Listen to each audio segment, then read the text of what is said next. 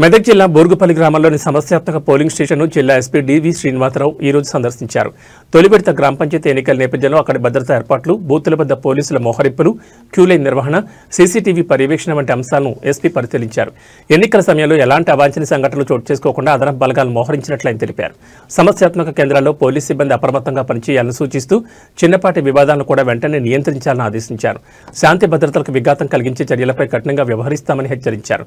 ప్రజలు నిర్భయంగా ప్రశాంత వాతావరణంలో తమ ఓటు హక్కును వినియోగించుకోవాలని జిల్లా ఎస్పీ కోరారు.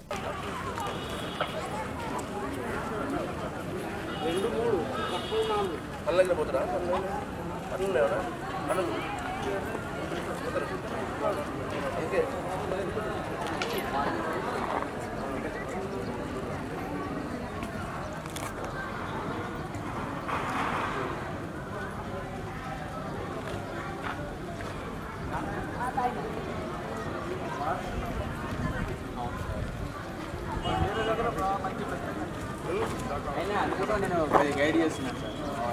Cell phone